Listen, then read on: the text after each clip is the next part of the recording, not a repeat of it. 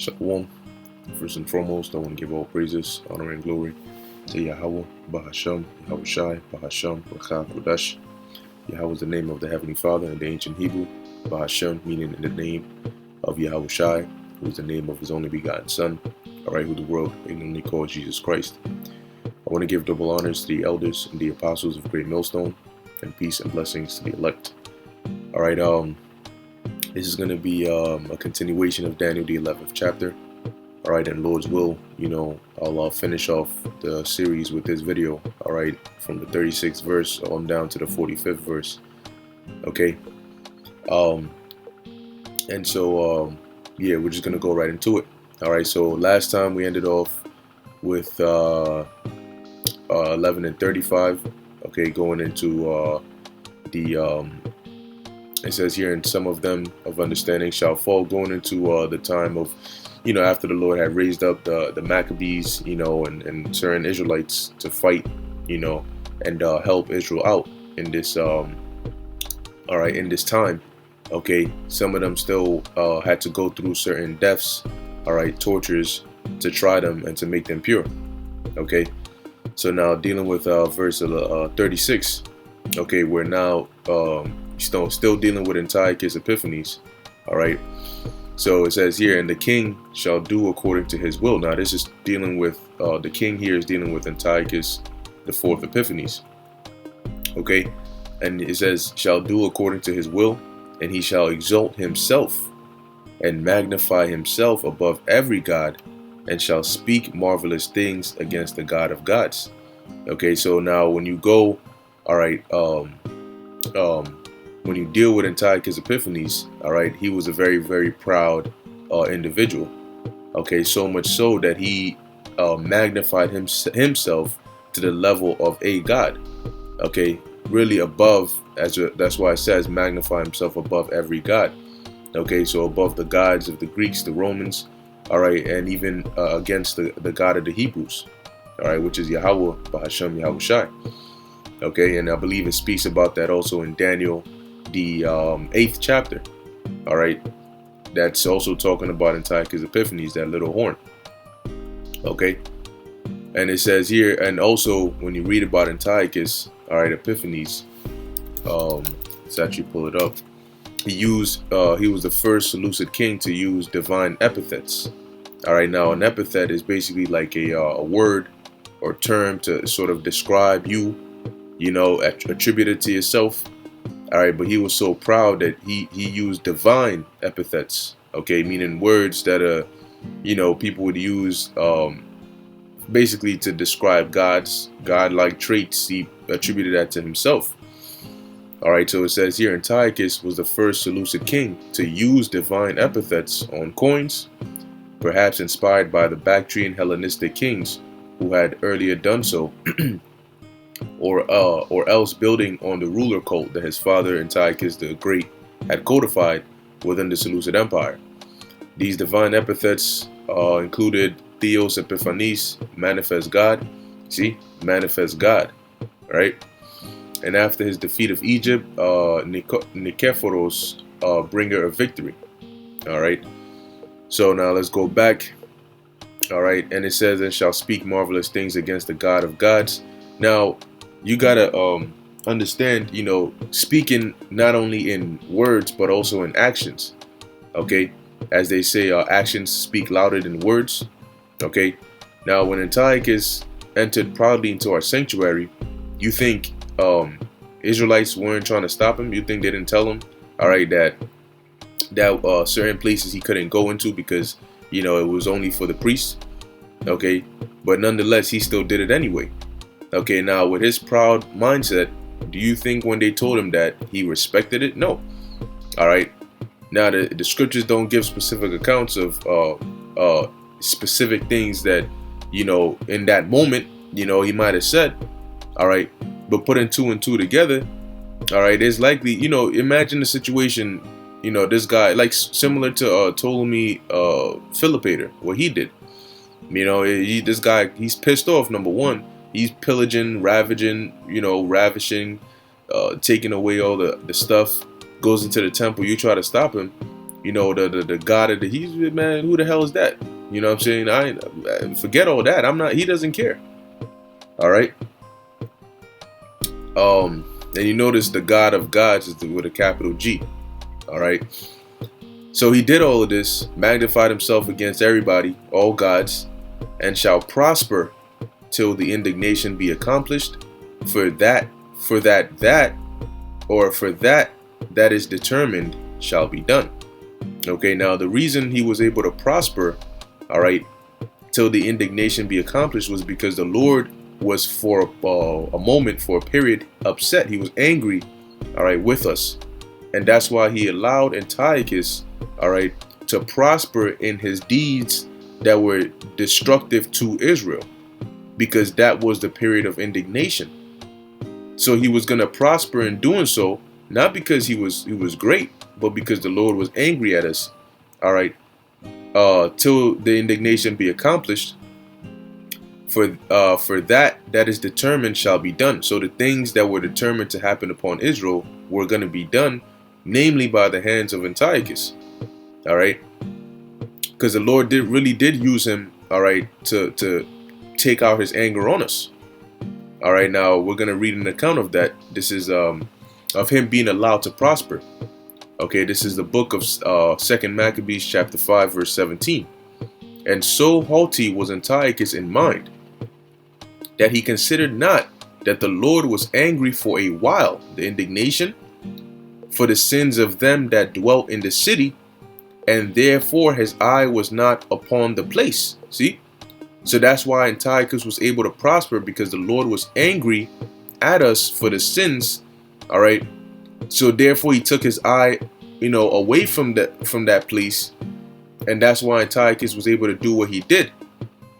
See, when Heliodorus came, all right, it's actually even going to say it. When Heliodorus came, the Lord's eye was upon us because Onias was high priest, and we were living in an orderly fashion.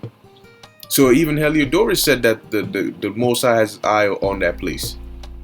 All right. But at the time of Antiochus, the Lord was upset and took his eye off that place. All right. He had that indignation against us. And that's why Antiochus was allowed to prosper. It says, for had they not been formerly wrapped in many sins, had we not been going off, this man Antiochus, as soon as he had come, the second he pulled up to do what he was going to do, had forthwith been scourged and put back from his presumption. He would have got his ass beat, all right, and whatever intents that he set to do would not have prospered, as Heliodorus was. See, whom Seleucus the king sent to view the treasury. So the same way Heliodorus got beat, Antiochus would have got beat the same way. All right. Nonetheless, as it says here, he shall prosper till the indignation be accomplished, because the Most High was upset. Verse 37, neither shall he regard the God of his fathers, nor the desire of women, nor regard any God, for he shall magnify himself above all. Okay, so Antiochus didn't regard, you know, in the sense, you know, the Greek gods, okay, because his fathers now, of course, they're all Edomites, all right, the Greeks and you know, the latter Romans, okay, but there was still that separation, all right. So Antiochus' fathers considered Greeks. He didn't regard their gods, all right. Now it says, nor the desire of women, and when you go into certain translations, you know, they have it as Antiochus not regarding the desire of actual women. But in this context, you know, you also have other translations that will put it in the sense that he didn't regard any gods, all right, that were favored by women, all right, because, you know, it really would be a little out of place. You know, here it is, you're talking about him not regarding the gods of his fathers, but then you throw in him not regarding women, and then you throw in nor any other god. So it makes more sense, all right, to go with the fact that he wasn't going to regard the God of his fathers, nor any God that was favored by women, nor any God at all. You know, because you had certain gods and goddesses that were more, you know, their fans were more women, their supporters. You know, yeah, you even in the scriptures, it even tells you about the Queen of Heaven. You know, you also have it tells you how the women wept for Tammuz. Okay, how they bake cakes, I believe, to the Queen of Heaven. You know, and you also have certain gods and goddesses of like fertility and so on and so forth. You know, which were desired by women. Okay, it says, "For he shall magnify himself above all." See, so he didn't regard them because he felt that he was above them all. Okay, that's why he had that epithet, Theos Epiphanes, God manifest, even though he was just a man. Verse 38, "But in his estate shall he honor the God of forces, and a God whom his fathers knew not shall he honor with gold and silver and with precious stones and pleasant things." All right, and when you go into this, it actually tells you in the book of Second Maccabees that we're going to get that this was dealing with Jupiter. All right, see, when you look up the word here, you know, amongst other gods, all right, but this is the one, the god that's actually mentioned, all right, in the book of Second Maccabees that Antiochus honored was Jupiter.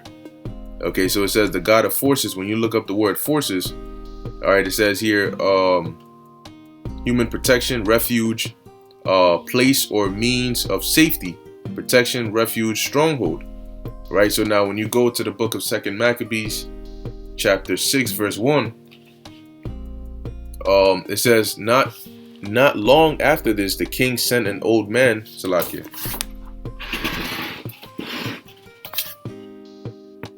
All right, the king sent an old man of Athens to compel the Jews to depart from the laws of their fathers and not to live after the laws of God, and to pollute also the temple of Jerusalem, and to call it the temple of Jupiter Olympius, right?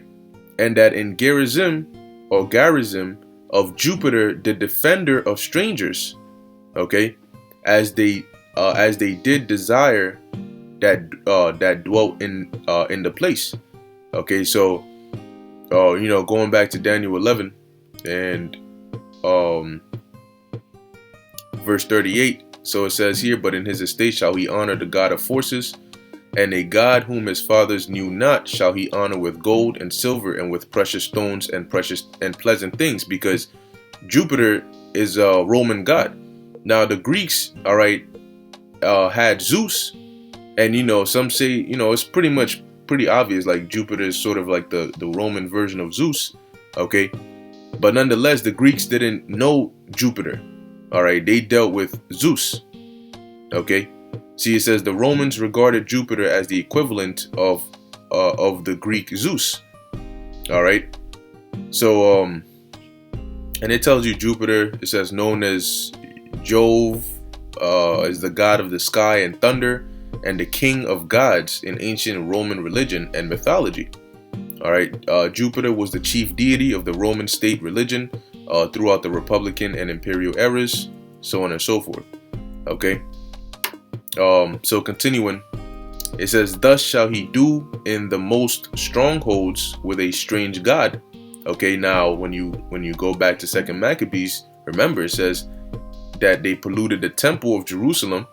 All right, and also that in Gerizim, all right, and called it he honored Jupiter in Jerusalem, all right, and in Gerizim, and Jerusalem was a stronghold. Okay, so thus shall he do in the most strongholds, you know, as well as other places as well. Okay, with a strange god, whom he shall acknowledge and increase with glory, and he shall cause them to rule over many. All right, so now those gods, not only Jupiter, but those other gods in which Antiochus, you know, either favored, all right, or honored, he caused those gods to rule over many by causing, you know, basically everybody in his land to leave, all right, to leave the gods of their fathers, all right, and to worship the gods that Antiochus set up. And I believe that another god was also Bacchus or Dionysus, all right, which is spoken about also in the book of Maccabees. Let me see, what was the term? Let's see. Olives. Let's see. Okay, it wasn't olives. It was ivy. Ivy. There we go. All right. Second Maccabees 6 and 7.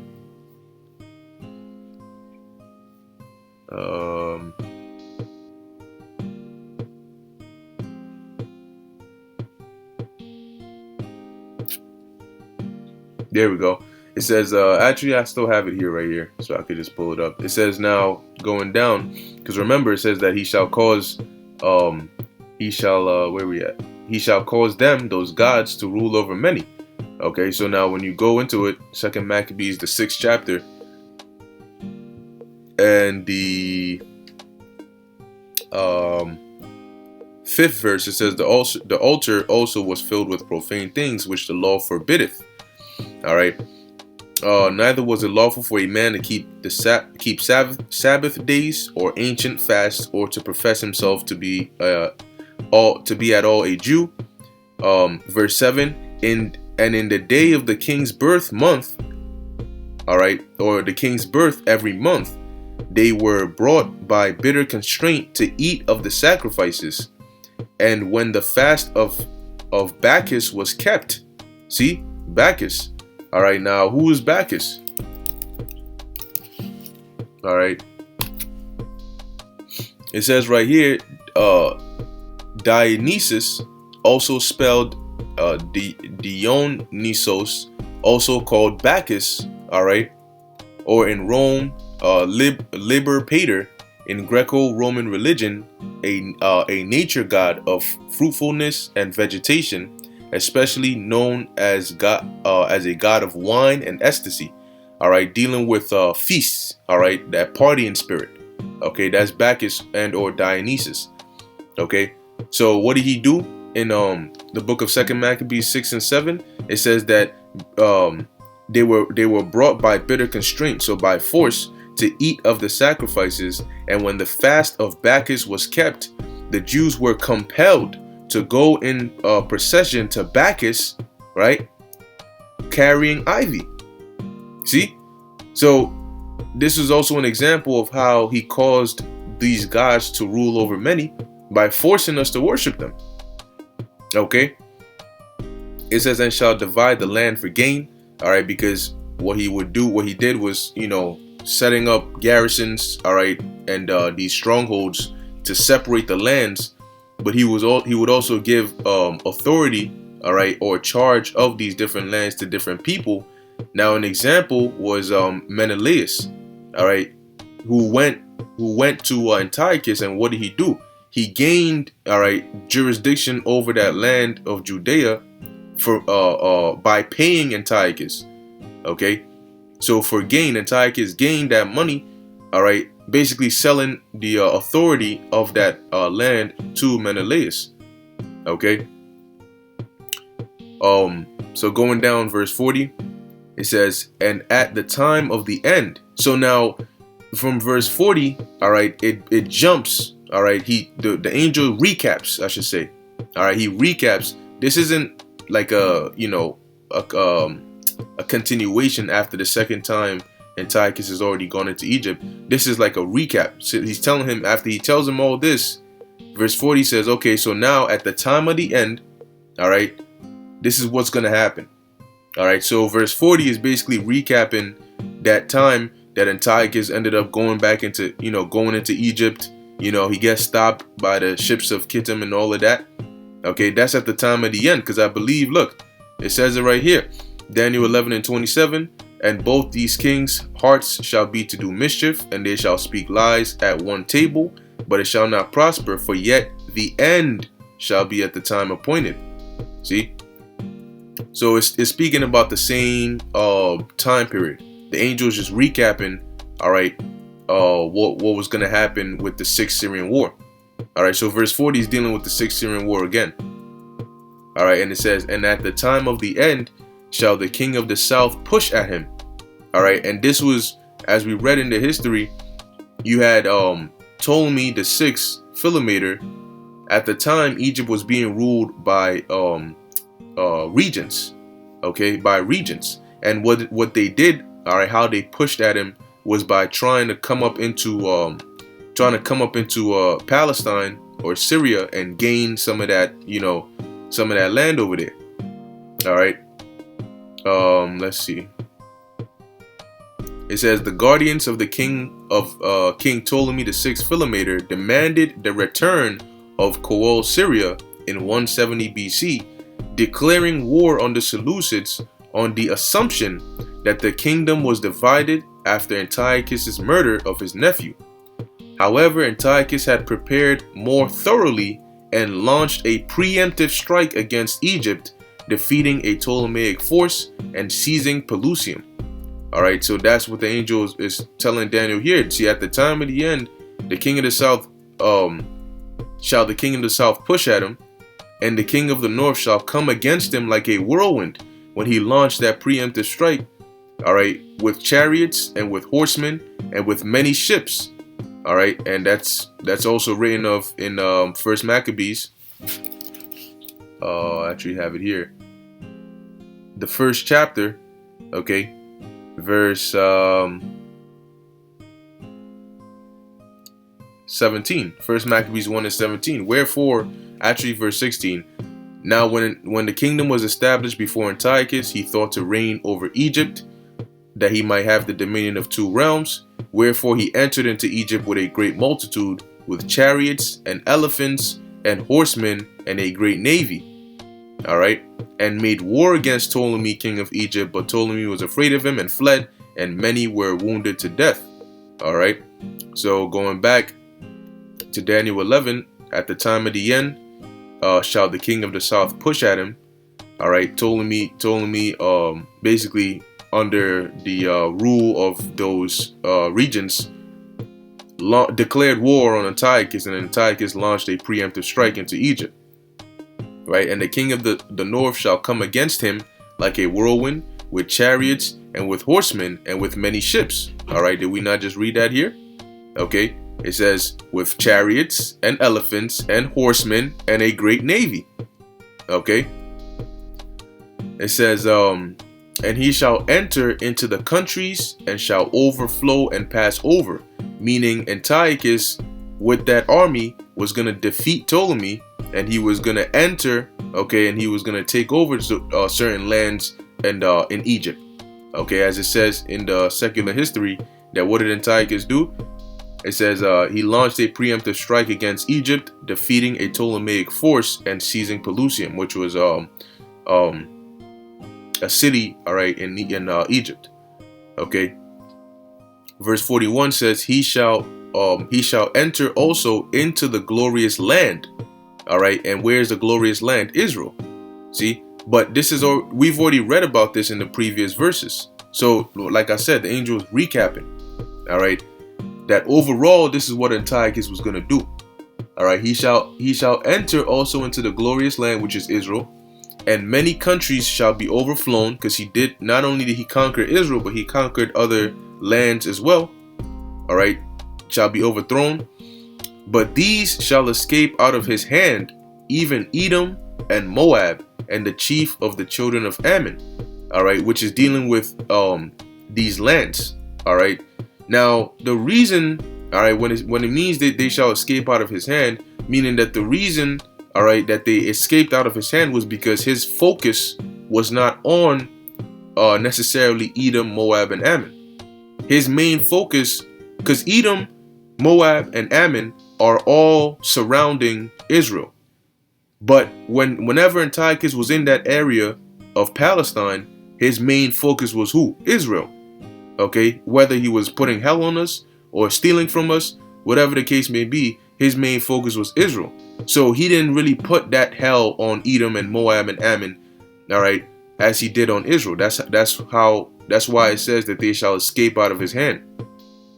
All right, see, it didn't say that he went up into the land of Edom and Moab and Ammon and he destroyed, he did great massacres and, all of that. And that's also why it tells you that when Jason fled, where did he go? He fled to the land of Ammon. Why? Right? Because he could, so-called get safety or succor over there. Because Antiochus's focus wasn't really on those lands. All right. Verse 42 says, He shall stretch forth his hand also upon the countries, and the land of Egypt shall not escape. Okay, meaning going back to when he went into Egypt and he took over, the different lands he conquered. He took over certain cities in Egypt.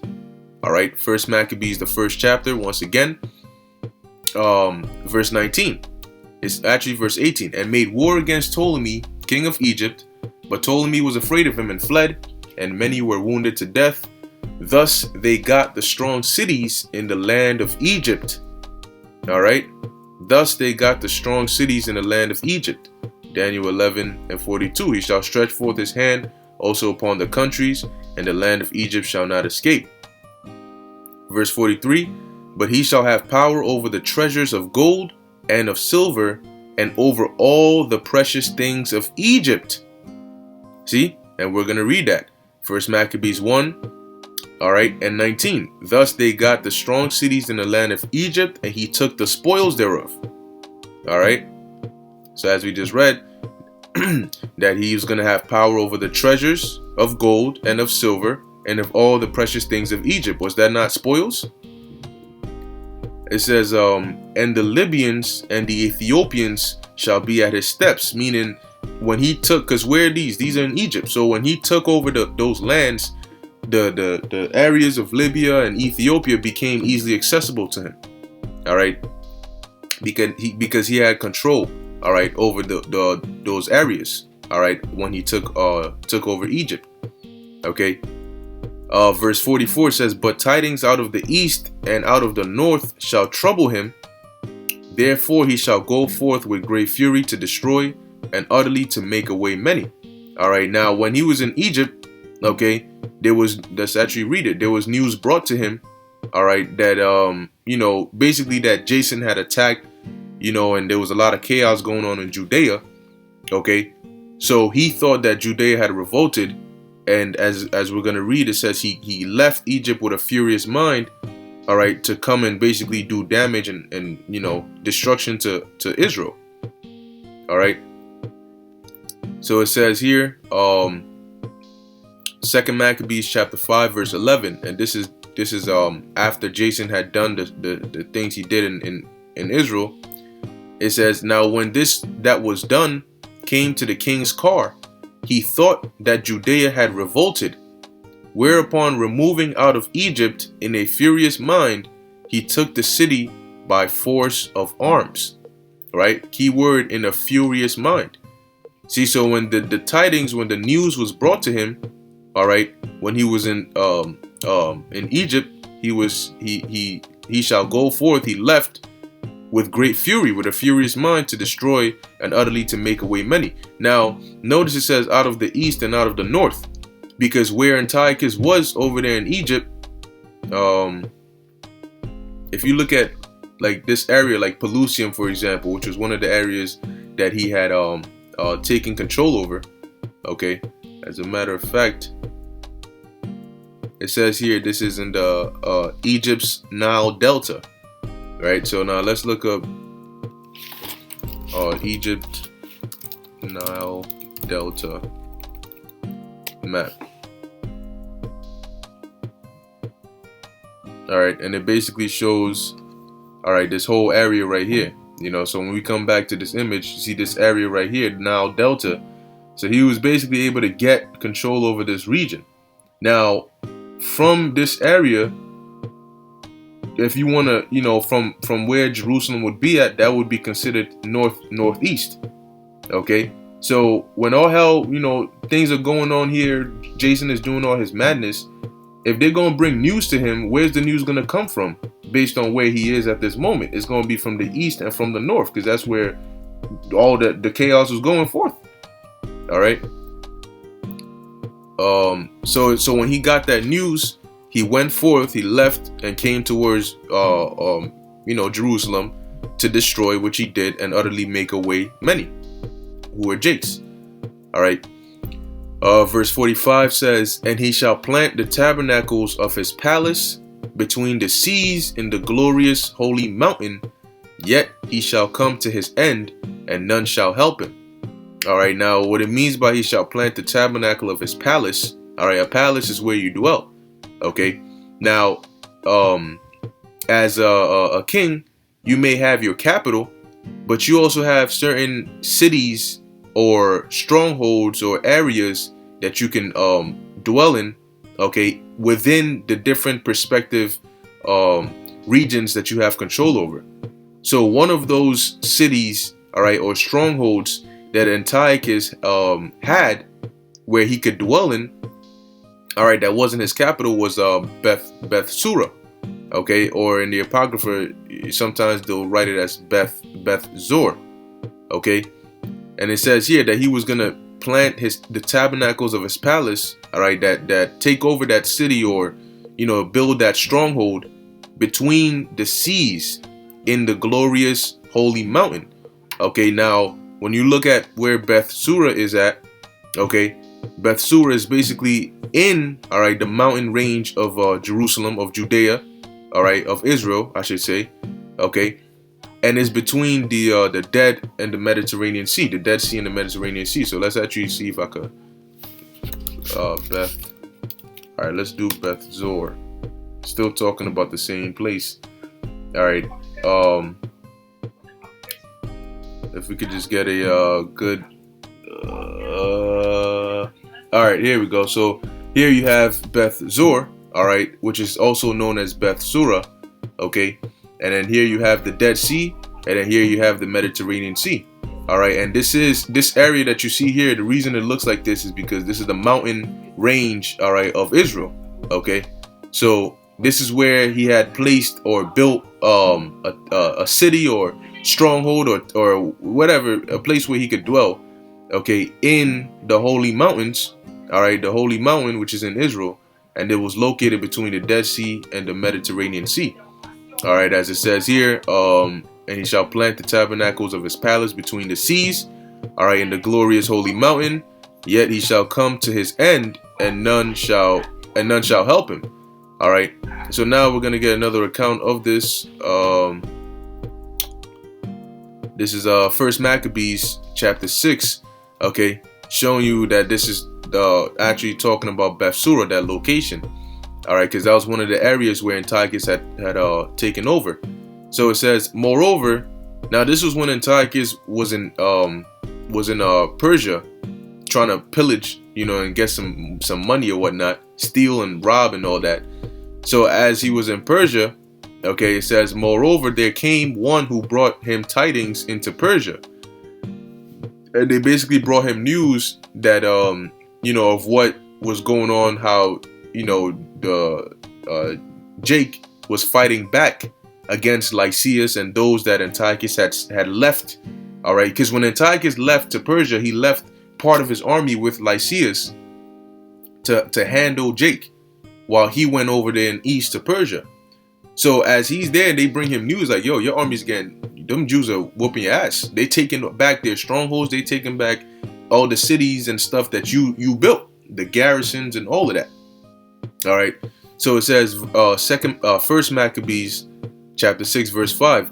Moreover, there came one who brought him tidings into Persia, that the armies which went against the land of Judea were put to flight, and that Lysias, who went forth first with a great power, was driven away of the Jews, and that they were made strong by the armor and power and store of spoils which they had gotten of the armies whom they had destroyed. So Jake took down the Antiochus armies, and they'll take their gear. It says also that they had pulled down the abomination which he had set up upon the altar in Jerusalem, and that they had compassed about the sanctuary with high walls. So this was basically as we were fighting back and taking back our control of our land. All right, we pulled down the different abominations, the altars and stuff they built. All right, it says, and compassed about the sanctuary with high walls, we built a defense. Okay, it says as before, because what did they do? They broke down those defenses that we had when they first took over. So when we took back control, we built those defenses back up. So it says as before, and his city Beth Sura. All right, now to get more clarity, what I did was I looked up the different translations of First Maccabees 6 and 7. All right, which is just reworded the same thing, talking about the same thing. So when you go to First Maccabees 6 verse 7, these are the different translations of it, where it says they had taken down the disgusting thing that he had set up upon the altar in Jerusalem. Furthermore, they had surrounded the sanctuary and also Lysias' town, Beth Zor, with high walls like before. Okay, it says, keep in mind what it said in Daniel, that this was going to be he was going to plant the tabernacle of his palace, all right, in this area, Beth Zor. All right, so it says, another translation, the DRA says, and that they had thrown down the abomination which he had set up upon the altar in Jerusalem, and that they had compassed about the sanctuary with high walls as before, and Bethsura also his city. Okay.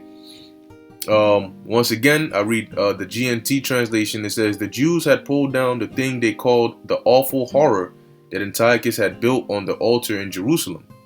They had also surrounded the temple with high walls, as it had been before, and had taken and fortified the town of Beth Zor, one of the king's own towns. See, so we took over this land, because originally it didn't belong, all right, to Antiochus, but when he took it over, he set it up basically as his. Okay. So when we started taking our land back, taking back control, we took it back and fortified it. But notice it called it one of the king's own towns. So it was a place that he had set his tabernacle, all right, or planted his tabernacle. And that place happened to be located between the Dead Sea and the Mediterranean Sea, all right, which is in Israel. Okay. So, and then the latter part says, yet he shall come to his end, and none shall help him. So after doing all of this, at the end of it all, he was going to come to his end, meaning he was going to die. All right, and none shall help him. Now you can read about how Antiochus died in 2 Maccabees, the 9th chapter. I'm not going to read it because it's a fairly lengthy chapter, but you can definitely read the whole chapter, and it tells you how he died. All right, basically he was on his way, to come and do damage to the Israelites, and the Lord smote him, as it says here, with an incurable and invisible plague, where his body basically started to break down while he was alive. It started to decompose, and you had like the worms and stuff coming out, and his stench was so bad. All right, so as he was going through that, nobody was able to help him. All right, he basically died of that pain, even though he tried to repent, he tried to glorify the Lord and all of that. It didn't do him any good. All right, none helped him, and he basically died. Okay, so yeah, that was pretty much it. Okay, from the 36th verse on down to the 45th verse. All right, and it's pretty much, the whole chapter is pretty much just going into history. All right, which at the time it was given to Daniel, it was prophecy, because it hadn't happened yet. Okay, but now we know that's history because it has all happened. Okay, so Daniel, the 11th chapter, an overall summation of it would be dealing with the 6 Syrian wars. All right, because it ended there. All right, when you look up the 6 Syrian wars, and it's just going into details of what happened, who, but mainly how these wars affected Israel. Okay, that's the vision that the angel gave, broke down to Daniel in the 11th chapter. All right, so Lord willing, that was edifying unto the elect. I'm putting it together in a playlist. If you go to the playlist section, all right, of the channel, you'll see it there. All right, so you can, if you're interested, you can see the whole thing. All right, but once again, Lord willing, that was edifying unto the elect. In closing, I want to give all praises, honor, and glory to Yahweh, Bahasham, Yahweh Shai, Bahasham, Rakha Kodash. Until next time, Shalom.